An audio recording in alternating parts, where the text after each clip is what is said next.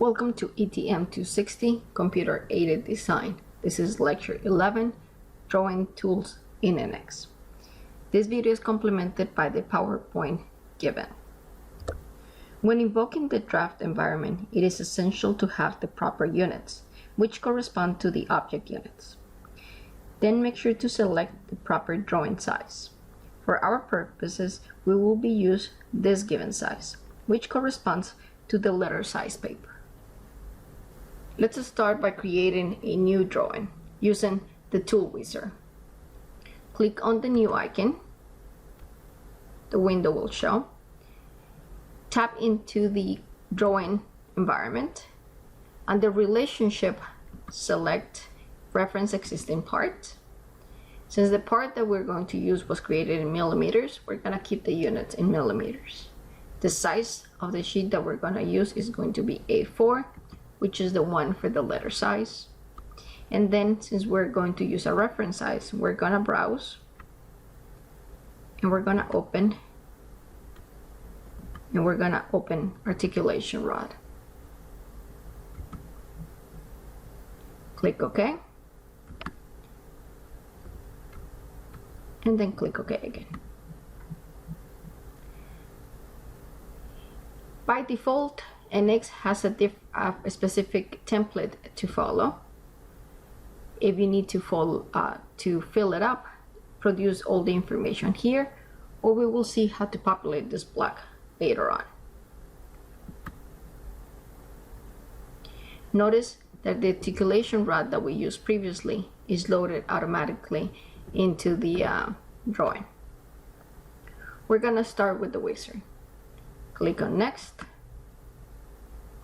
We're gonna continue on next, keep the default values, and we're going to have the base view, which is the main view that we have to be, as the front view. Then we're going to go into next. Notice that the front view, which is our base view, is the one that we want it to be as a parent view. Then we're gonna select to show us the top view and the right view. And also, if you want, we have the isometric view. The advantage of using the wizard is that it automatically shows all the views and it pastes them evenly into the paper. Once you are happy with your selection, click Finish. Notice sometimes that when using the wizard, the size of the views is too small to be able to fit all the views. We're going to learn how to remove these views and be able to change the scale of the other ones to improve their size. I'm gonna simply select it and hit delete. And now we're going to go back and right click and go into edit. A new window will show. Notice that we have it on a scale of 1 to 5. Let's change it to a scale of 1 to 2 to make it a little bit bigger. Let's reposition it.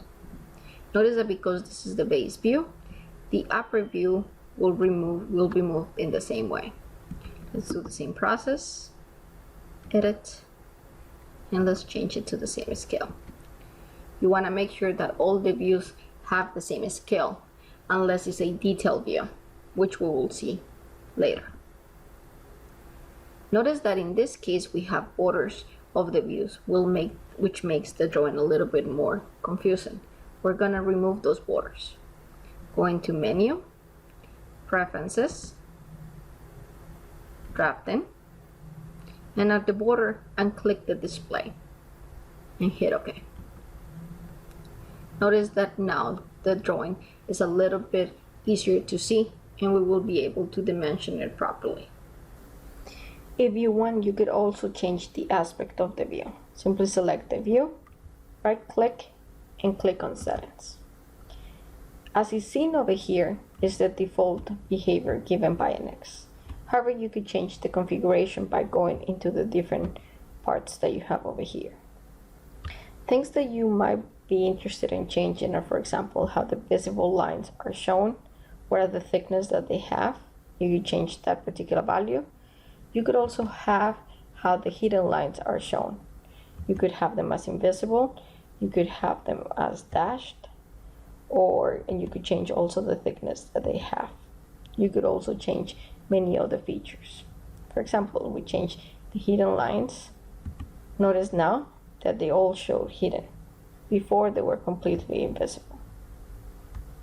You could go through the different menus that you have over here to be able to see how the settings are done and to make sure that you're happy with your selections.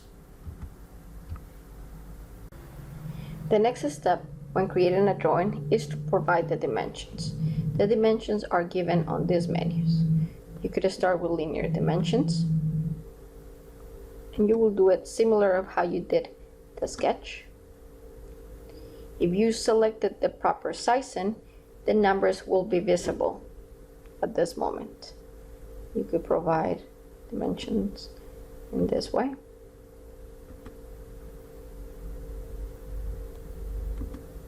You could also do radius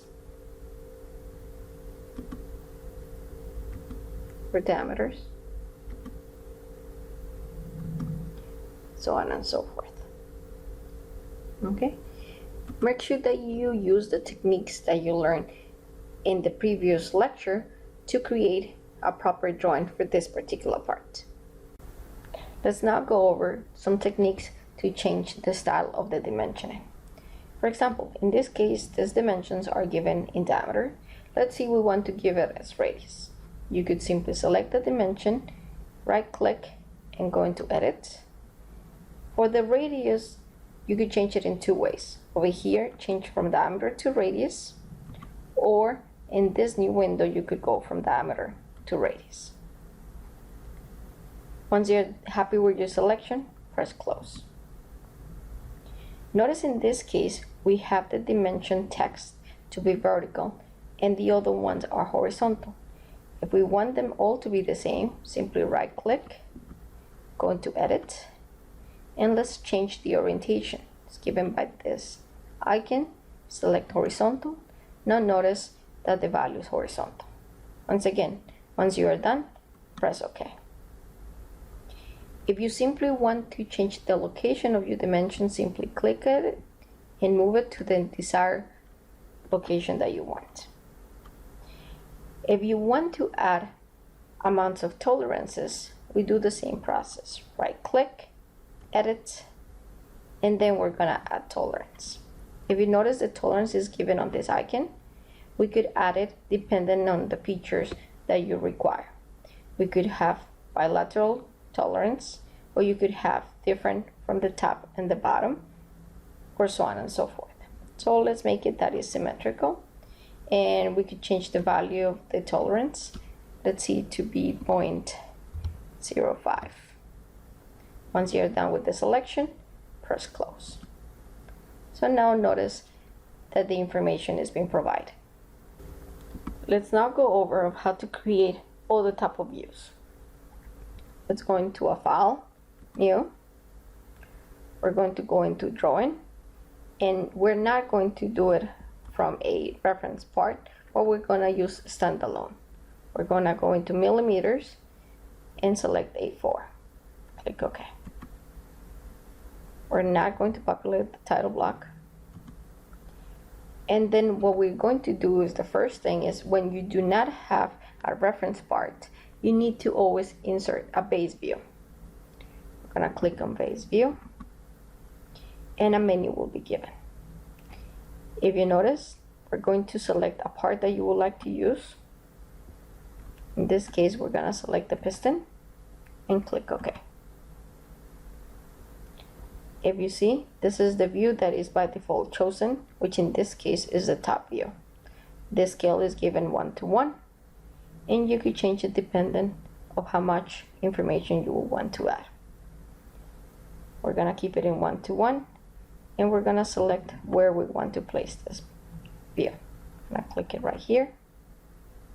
Notice that by default, as soon as you select a location, NX wants you to create a projected view. In this case, we have this projected view. We could have this view or this view if we wish to do it. In this case, we want to do a detail view, so we are simply going to close this menu.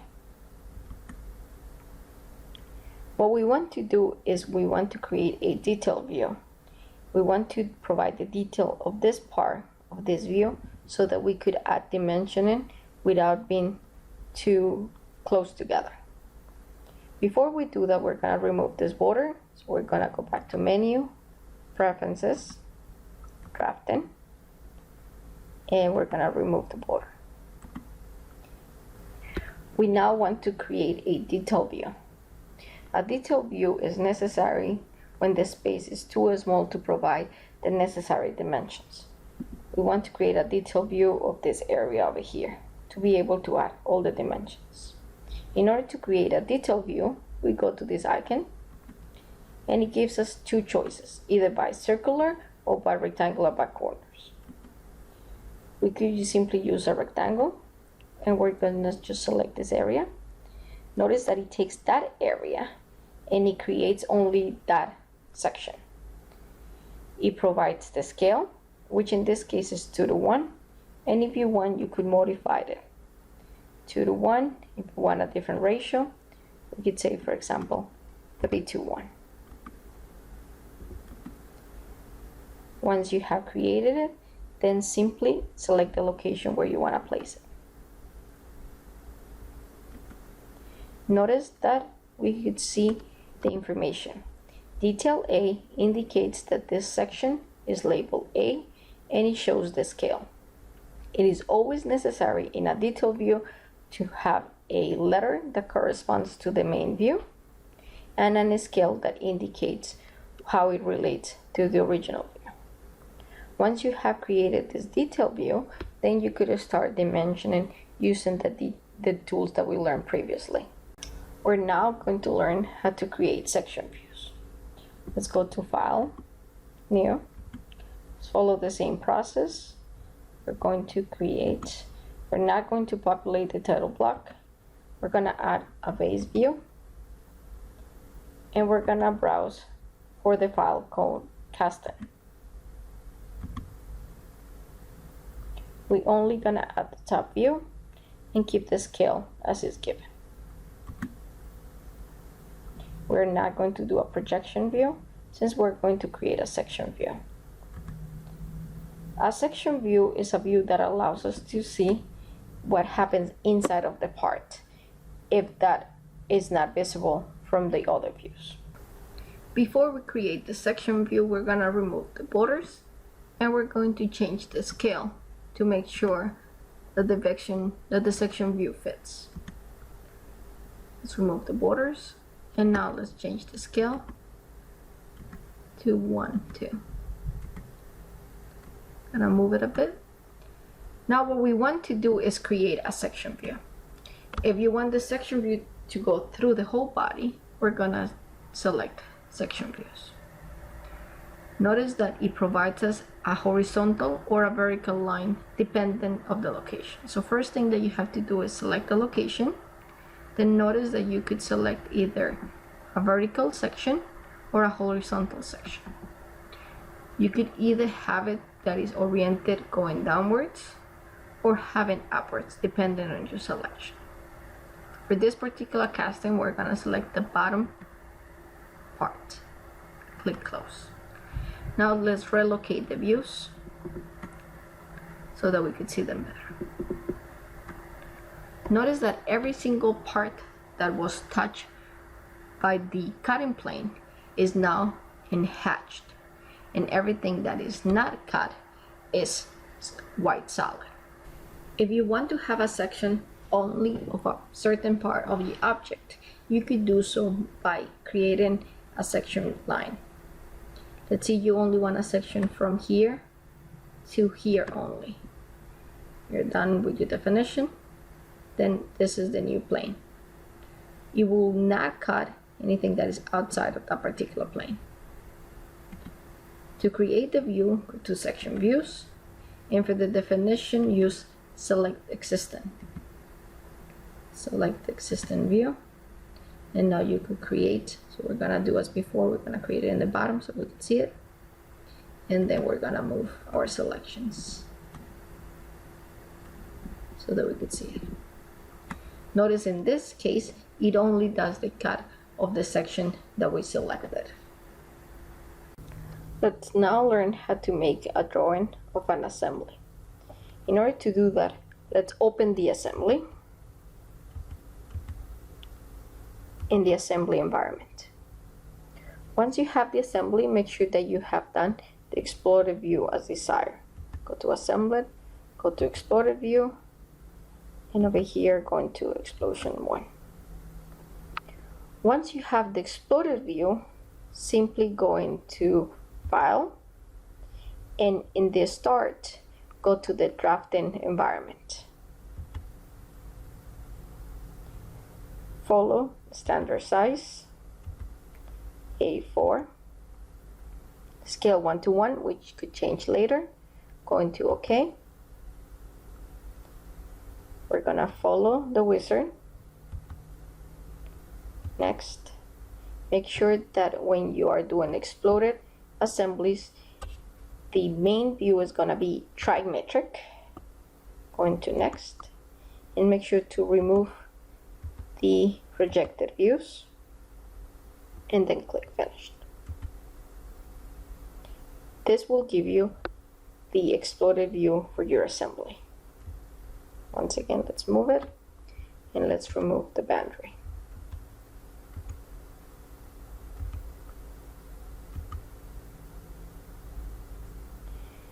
Let's now add the outer balloon and the parts list for this particular assembly. Let's go into the parts list. So let's click on parts list, and then select the location where you want the list to be created.